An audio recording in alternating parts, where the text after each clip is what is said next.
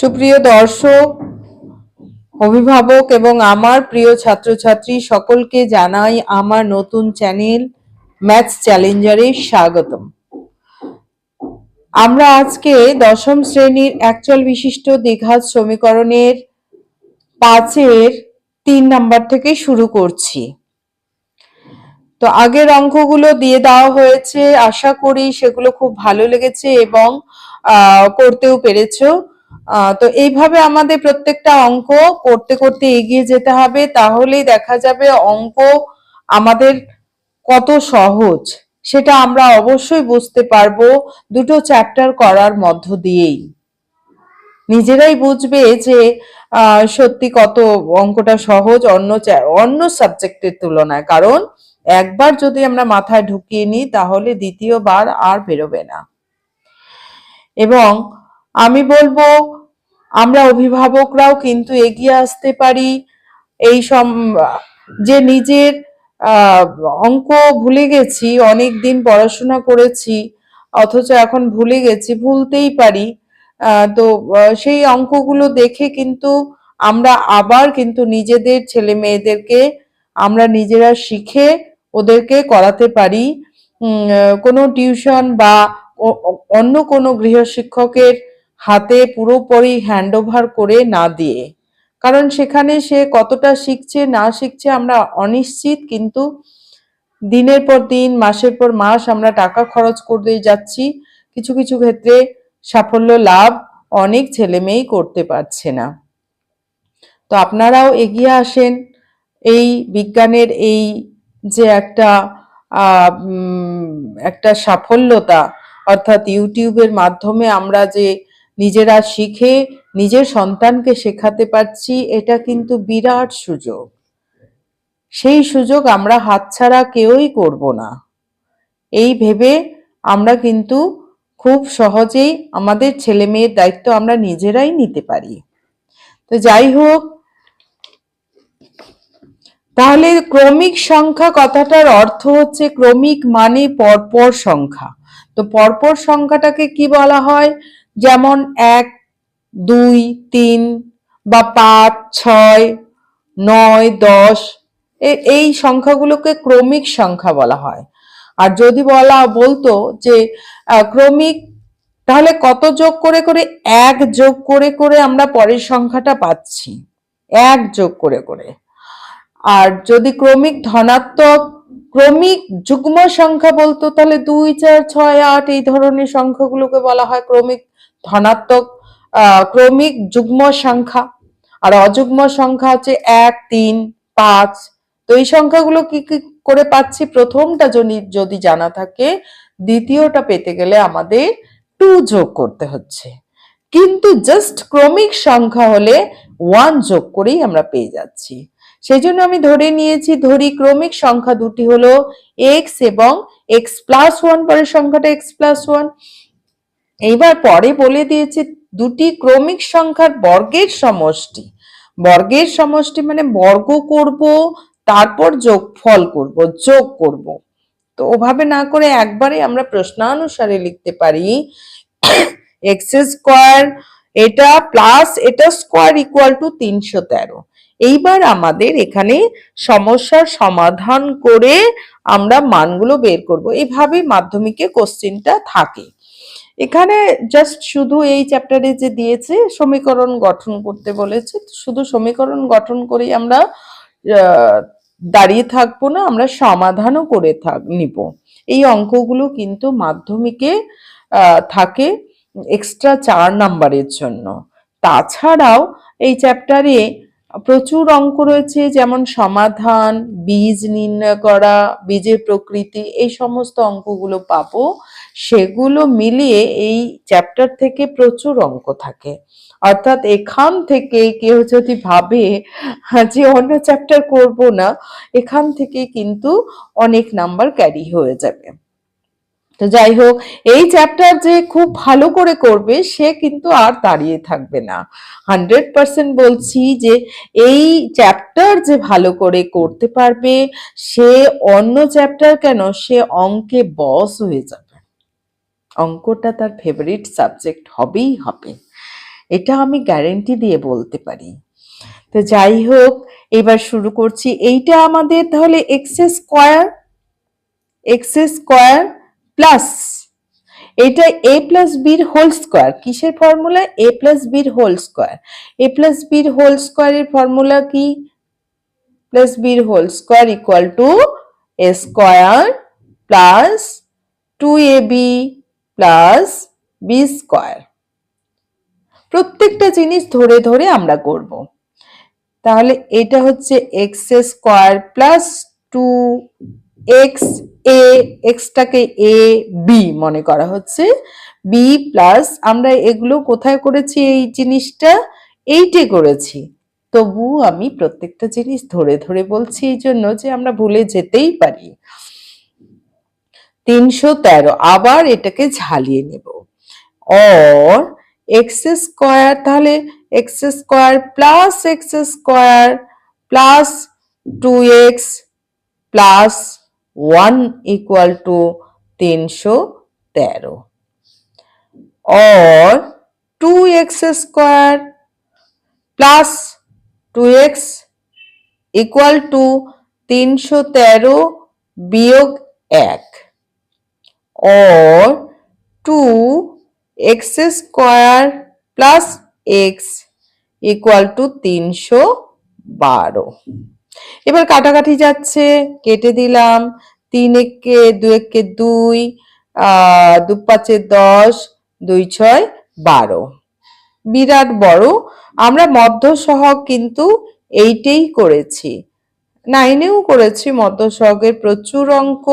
সেই মধ্য সহগের অঙ্কটাই আমাকে এখানে প্রয়োগ করতে হবে, অ্যাপ্লাই করতে হবে। এইবার এক্স স্কোয়ারের মধ্য সহগ কি করে করা হয়? এক্স স্কোয়ারের সহগ এবং যে ধ্রুবক পদ, যে ধ্রুবক সংখ্যা, সেটাকে গুণ করা হয়। তাহলে এক্স স্কোয়ারের সহগ কিছু নেই মানে 1 হচ্ছে, কিছু নেই মানে 1 হচ্ছে, তার সঙ্গে 156 গুণ করলে 156ই হবে। এইবার 156কে মুখে মুখে করা যাবে না, এটাকে আমাকে এভাবে উৎপাদক করে করতে হবে।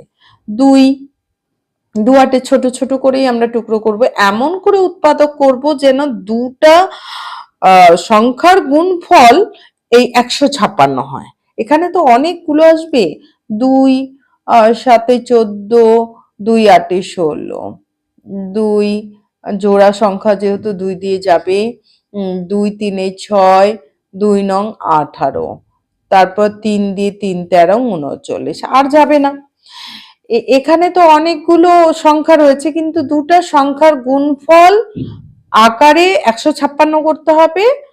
আর এখানে ওই যে দুটা সংখ্যা আমি নির্ণয় করব, সেই সংখ্যা দুটির বিয়োগ বা যোগ করে আমাদের এই মাঝের সংখ্যাটাকে আনতে হবে, এক্স এর সহগটাকে আনতে হবে। তাহলে জাস্ট যদি 2 ধরি, একটা সংখ্যা 2 হলো, তাহলে 3 13 39, 39 দুগুণা 78, তাহলে 78 বিয়োগ 2 বা যোগ 2 হলে তো অনেক বড় মান হয়ে যাচ্ছে, তাহলে এটা চলবে না। এবার 2 দুগুণ 4, 3 ত্রিকে 3 13 39, 39 আর 4 কখনোই হবে না 1। তো আর আরেকভাবে করা যায়, দেখি কোন ভাবে করতে পারবো সেটা আমাদের চেক করতে হবে। তো 3 দুগুণ 6, 6 দুগুণ 12, বাহ, 12 বিয়োগ 13, তাহলে আমি যদি 12 আর 13 পাই তাহলেই কিন্তু আমাদের হয়ে যাবে, কারণ এখানে যোগ করলে 25 কিন্তু বিয়োগ করলে 1 দাঁড়াবে। এখানে 13 বিয়োগ 12 করলে 1 দাঁড়াবে, আমাদের একই প্রয়োজন। তাহলে এই জিনিসটাই আমরা নেব, এই উৎপাদকটা আমরা নেব। और x square plus 13 minus 12 x, 1 এর জায়গায় শুধুমাত্র এইটা, 1 এর জায়গাতে আমি 13 মাইনাস 12 লিখলাম, এক্সট্রা কিছুই ঢোকাইনি, সেটাকে শুধু সাজানো হলো। মাইনাস 156 ইকুয়াল টু 0 और x square plus 13x minus 12x minus 156 equal to 0। এখান থেকে কমন যাবে দুইজন একই যদি ব্রেঞ্চে আমরা 4 জন থাকি, দুইজন করে আমরা গল্প করি, যেমন এখানেও আমরা সেভাবে ভাগ করে নেব। 2 জনকে নিচ্ছি, তাহলে কমন নিচ্ছি। x plus 13 minus 12 কমন গেলে x plus 13 equal to 0। এটা রাফ, ঠিক আছে। এইবার x plus 13 minus 12 যেটা পড়ে থাকলো, কমনটা নিয়ে নিলাম, কমন এটা নিয়ে নেওয়া হলো কমন, তাহলে বাকি যেটা পড়ে থাকলো সেটা এক জায়গায় গেল। or x minus 12 x plus 13 equal to 0। x minus 12 equal to 0 এবং x plus 13 equal to 0। x equal to 12, x equal to minus 13। তাহলে x এর মান দুটো পাওয়া গেল, 12 এবং -13। তাহলে কোনটা আমরা নিব? আমাদের বলে দিয়েছে ক্রমিক সংখ্যার, দুটি ক্রমিক সংখ্যার বর্গের সমষ্টি। তবে এখানে দুটি ক্রমিক সংখ্যার বর্গের সমষ্টি দুটোই হতে পারে। এখানে কিন্তু আমাকে ধনাত্মক বলেনি, ঋণাত্মকও বলেনি, কারণ এটার বর্গের সমষ্টি করলে -13 দুটোই হবে। তাহলে সংখ্যা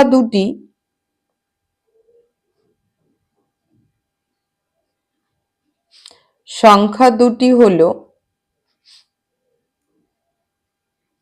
1 নম্বর যখন x equal to -13, x equal to 12, x equal to 12, যখন x equal to 12 দুটি হলো, 1 নাম্বার x equal to 12 এবং x plus 1 equal to 12 plus 1 equal to 13। যখন x equal to -13 তখন 1 নাম্বারটা হচ্ছে x equal to -13 এবং 2 নাম্বারটা হচ্ছে আমাদের x plus 1 equal to -13 plus 1 equal to -12। অর্থাৎ সংখ্যা রেখার এদিকেও হতে পারে, এদিকেও হতে পারে। তাহলে নিম্নে উত্তর কি লিখব? উত্তর আলাদা করে লিখব। সংখ্যা দুটি যথাক্রমে 12 এবং 13 এবং অথবা এটাও হতে পারে, এই সেটটাও হতে পারে -12 -13। এইবারে হচ্ছে 6 এর অঙ্কগুলো। 6 এর 1 নাম্বার, 6 এর 1 নাম্বারটা খুব সুন্দর করে বুঝতে হবে। একটি আয়তক্ষেত্রের কর্ণের দৈর্ঘ্য, 15 মিটার, তার দৈর্ঘ্য প্রস্থ অপেক্ষা 3 মিটার বেশি। দৈর্ঘ্য প্রস্থ অপেক্ষা, এই কথাটাকে ভালো মতো চেপে বারবার করে বুঝে নিতে হবে। আমিও করতে গিয়ে কিন্তু বারবার বুঝি, কারণ বোঝা যদি ভুল হয়ে যায় তাহলে অঙ্কটাই ভুল হয়ে যাবে। তার দৈর্ঘ্য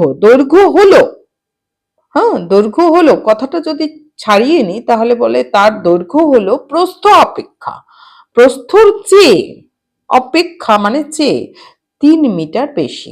অর্থাৎ প্রস্থের চেয়ে, প্রস্থ যদি 5 হয় তার চেয়ে 3 মিটার বেশি মানে 8 হবে, তাহলে 5 যোগ 3। এই কথাটা এই সূক্ষ্মভাবে বুঝতে হবে যে প্রস্থের চেয়ে, প্রস্থ যদি 5 হয় তাহলে দৈর্ঘ্য হবে কত? 5 যোগ 3, 3 মিটার বেশি, বেশি মানে যোগ হয়ে যাবে, তাহলে 5 যোগ 3, অর্থাৎ যদি আমি x ধরি প্রস্থ, তাহলে হয়ে যাচ্ছে x প্লাস 3। ধরি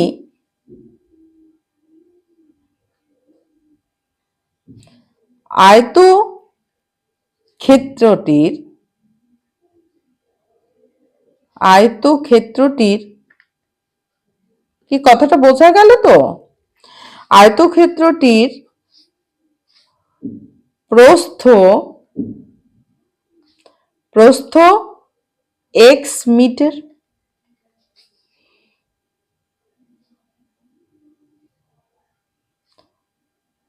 তবে তাহলে দৈর্ঘ্য হবে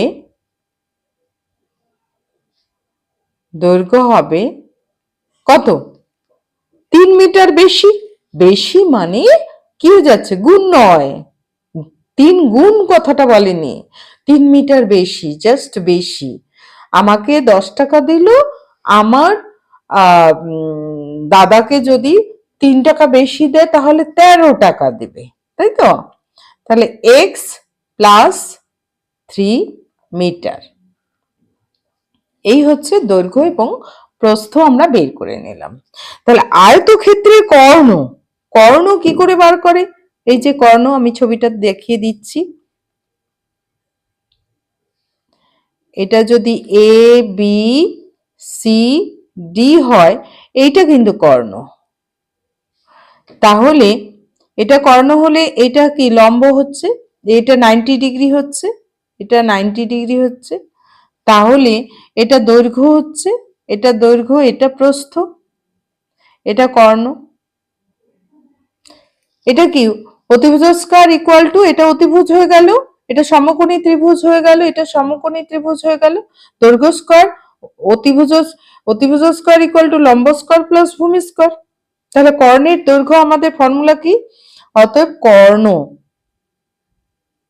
কর্ণের দৈর্ঘ্য, কর্ণ ফর্মুলা হচ্ছে দৈর্ঘ্য স্কয়ার প্লাস প্রস্থ স্কয়ারের root over.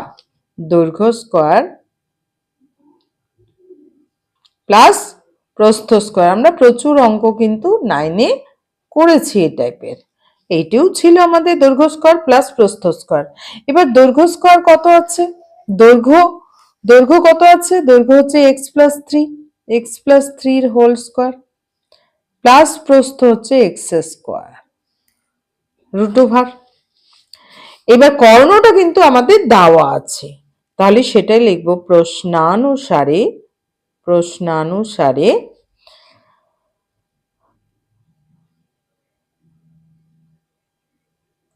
x plus 3 square plus x square মানটা বসিয়ে দেব, ইকুয়াল টু কর্ণের দৈর্ঘ্য কত দিয়েছে? 15 মিটার। তো উভয় দিকে আমরা বর্গ করে দিচ্ছি, উভয় দিকে বর্গ করে দেব। x plus 3 whole square plus x square, root ওভারের বর্গ হলে কি হয়? রুট ওভারটা উঠে যায়। সাইডে লিখবো উভয় পক্ষকে বর্গ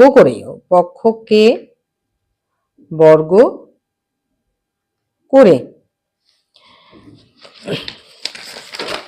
এবারে কি হচ্ছে? রুট ওভার মানে বর্গ, রুট ওভার এবং রুট ওভারকে বর্গ করলে এই রুট ওভারটা উঠে যায়, বর্গটাও থাকবে না, ভেতরেরটা থাকবে। x plus 3 whole square plus x square equal to, এদিকে রুট ওভার, এদিকে 15 স্কয়ার হচ্ছে 225 হবে। আমাদের গুণ করে নিতে হবে, 15 ইন্টু 15 করে নিলে 225 দাঁড়াবে, আর 25-এর স্কয়ার 625 হয়। তো মুখস্থ যদি না থাকে করে করে করা হয় তো, অনেকবার করা হয়, সেজন্য 15 স্কোয়ারটা মনেই থাকে, সেই জন্য আমি 225 একবারে লিখলাম। 15 ইন্টু 15 গুণ করে দেখবো আমরা। এইবার এটা আবার কার ফর্মুলা? এটা হচ্ছে a প্লাস বির হোল স্কোয়ারের ফর্মুলা। a প্লাস বির হোল স্কোয়ারের ফর্মুলা হচ্ছে a square plus 2ab plus b square. a square plus 2ab plus b square plus x square. এই এক্স স্কোয়ারটা লিখলাম, এটা ফর্মুলাটা হলো, আর এটা এক্স স্কোয়ার হলো 225। और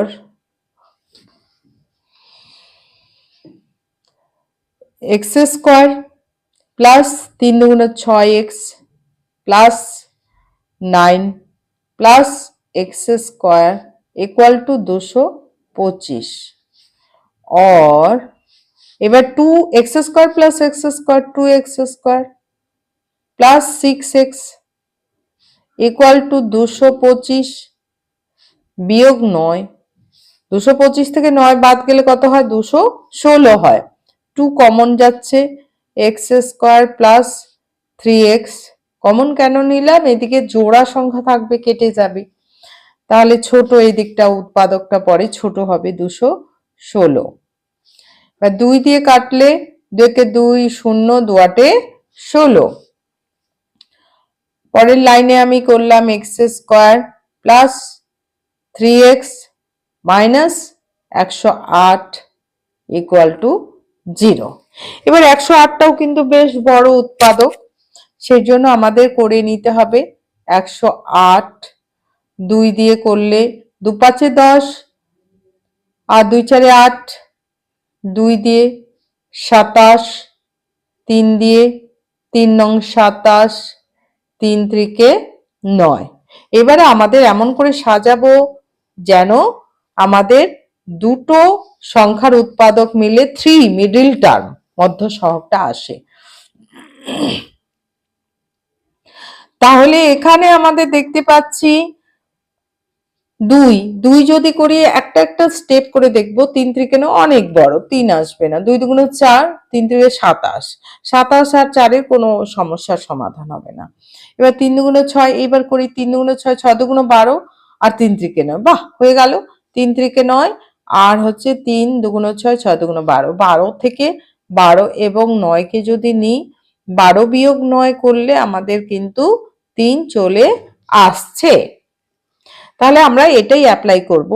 এক্স স্কোয়ার প্লাস 3 এর জায়গায় তাহলে কত লিখবো? 12, 12 minus 9, 12 minus 9, x minus 108 equal to 0। और x square plus 12x minus 9x minus 108 equal to 0। और এখান থেকে তাহলে আমরা কমন নিব, এখান থেকে কমন নিব, এখান থেকে x কমন যাবে, জাস্ট x কমন যাবে, কারণ x স্কয়ারের সঙ্গে কিছু সংখ্যা গুণ নেই। x প্লাস 12 হলো, মাইনাস এখান থেকে 9 কমন যাবে, কারণ 108 আছে, 108 এটা মিলে 3 থেকে 9, তাহলে 3 2 6, 6 2 12, 12 থেকে যাবে 9, x প্লাস 12, 12 ইকুয়াল টু মাইনাসে প্লাস হয়ে গেল। और এইবার কমন নিয়ে নিব x প্লাস 12, দুজনের বাড়িতেই আছে যা, সেটা আমরা কমন নিয়ে নিতে পারি। x পড়ে থাকলো, x এখানে 9।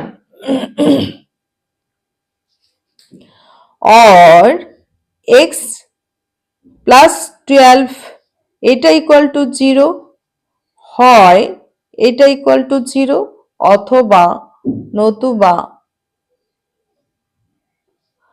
x মাইনাস 9 ইকুয়াল টু 0, যে কোনো দুটার গুণফল 0। কথাটার অর্থ যে কোনো একটা সংখ্যা 0 হতেই হবে, না হলে তো গুণফল আর 0 হবে না, আর দুটা 0 হওয়ার কোনো মানে হয় না, সেই জন্য এটাকে এভাবে লেখা হয়।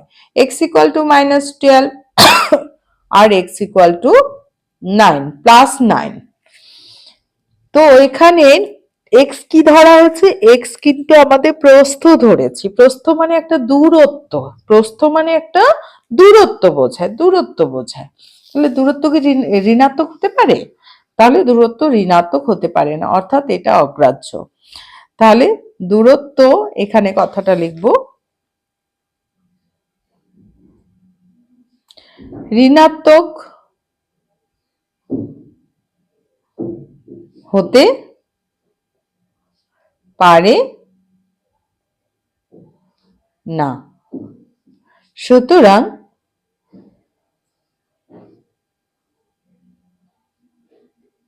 নির্ণেয় প্রস্থ x ইকুয়াল টু 9 মিটার। তো এখানে আমাদের তো কিছুই দেয়নি, এভাবেও দেওয়া থাকতে পারে যে দৈর্ঘ্য প্রস্থ কত, বা আয়তক্ষেত্রটির ক্ষেত্রফল কত সেটাও দিতে পারে। লেজে প্রশ্ন যে আয়তক্ষেত্রটির দৈর্ঘ্য বা প্রস্থ কত, পরিসীমা কত বা ক্ষেত্রফল কত, তখন আমাদের কিন্তু বের করতে হবে। এবং দৈর্ঘ্য কত হলো? দৈর্ঘ্য হলো x plus 3 metre equal to 9 plus 3 metre equal to 12 metre. তো এই একটু কঠিন টাইপের অঙ্ক আস্তে আস্তেই আমরা প্রতিদিন যদি 2-3টা করে অঙ্ক করি তাহলেই কিন্তু আমাদের স্টোরে প্রচুর অঙ্ক জমে যাবে এবং সব অঙ্ক পরবর্তীকালে আমরা নিজেরাই করতে পারবো। তো আজকে এই পর্যন্তই। Thank you.